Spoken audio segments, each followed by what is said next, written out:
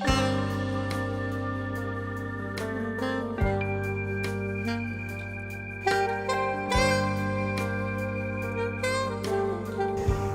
guys, how is the going? I hope you guys are doing well. Welcome to my Airbnb apartment here in Calgary. I'm actually having a lot of fun here in Calgary. Today was a work day and I took a really nice walk in downtown Calgary. I did up over, I think 16,000 steps, which was actually pretty impressive. So I'm really happy. I feel good. I just came back and here I am sitting here in the balcony, and I decided, you know, I'm going to talk about this camera here because I had the really good pleasure of shooting with this camera today. So I'm shooting currently. I'm actually using my cell phone on a selfie stick because I'm traveling light, so I'm away from home. I don't have my regular camera, my camcorder that I use all the time with me. So please bear with me. But yet I decided to do a series of videos while I'm here. So here I'm shooting with this camera today, as I mentioned in my previous video, and it was totally a pleasure. You know, this camera gets a bad rap. The thing is, this camera often gets a bad rap, and this is the Ricoh Mirai camera. It often gets a bad rap because some people say, oh, it's ugly, some people say it's cumbersome, some people even say it's the worst camera that Ricoh made, but you know what, it was totally awesome. I actually really enjoyed it. The beautiful thing about this camera is the one-hand operation. I can actually hold onto the camera like this, and with one hand, I literally had bags in one hand, and I was basically operating the shutter with one hand.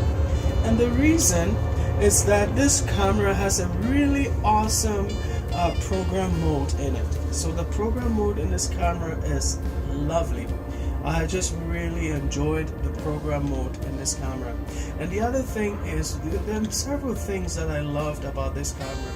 I enjoyed the LCD.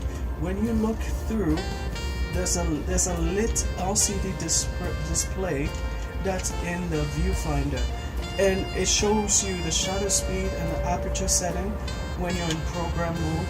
It is lovely. It is lovely. It really helps.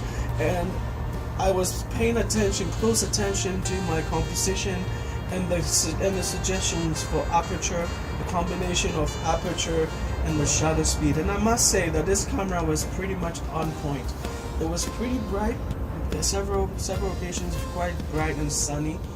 And for all those instances, the selection that this camera was choosing, except for one occasion when I was doing a close-up and I wanted to blow out the background, so I was hoping that the camera would reduce the aperture and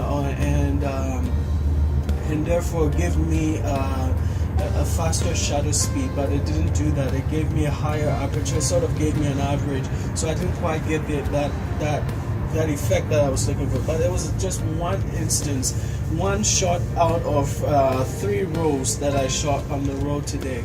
So I must say that this camera was lovely. I enjoyed shooting with it, at least in the program mode. I have not tried the manual mode on this camera. And in any case, you don't really want to use a camera like that as a manual camera. It is not the best camera to use if you want to shoot manual. But if you have your children with you, this camera will be perfect for the kids, having a family, going around town and just shooting them as they're moving around. You don't have to think, the camera will do all the thinking for you. The other thing that I found to be extremely awesome is lately I've become quite sensitive to people when I'm out there shooting film.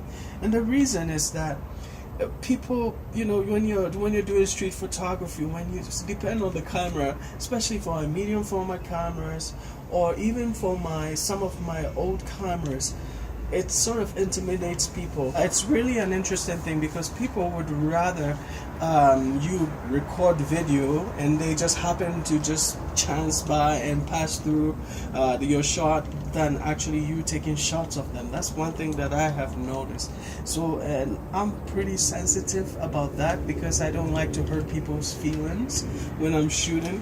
So I found that this camera was awesome because it looked like a video camera, and when I had this against my eye, I noticed that people were not as sensitive to around me as they are when I'm with my big cameras, my old antique looking cameras, and with the loud shutters, and when I'm about up and about, it's kind of intimidating, and I notice that people tend to react in a certain way. So what I do is I try not to take pictures of people close up. But with this camera, that's the advantage that I found, is that it was great. I found it to be them to be more receptive to it. So that's another thing that I loved about this camera. In any case, I enjoy this camera. I really don't know why people, why it has such a bad rap. The combinations of the shutter speed and the aperture setting that it was giving me were just great. I thought this camera was very intelligent. The settings that were built in were intelligent. Obviously, I can't show you guys, unfortunately, I can't show you the pictures that I've taken because I'm away from home. But I promise that when I go home, I will develop these and I will let you guys see samples of the pictures that I took. And also, I've recorded a ton of video footage. In the past few weeks, there was a big trip that I was talking about, which I'm going to reveal to you most likely this weekend. And I'm looking for it. There's a ton of stuff that's coming. The moment I go home on Friday, I will be working on these videos and I will be sharing them with you. So I figured that I would give you guys a few updates while I'm away.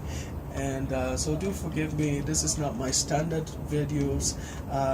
The videography is not, I'm sure it's really off the cuff. But I hope that you guys appreciate it, and I do enjoy sharing things with you guys anyway. So I love this. So thank you. Thanks for your time. Thanks for sharing these moments with me. And as always, guys, I hope that you guys have a wonderful day. Oh, and before I go, if you have not subscribed, please do click the subscribe button. And if you enjoy this video, please click the like button. So if in any case, guys, have a wonderful rest of your day, and as always, stay safe.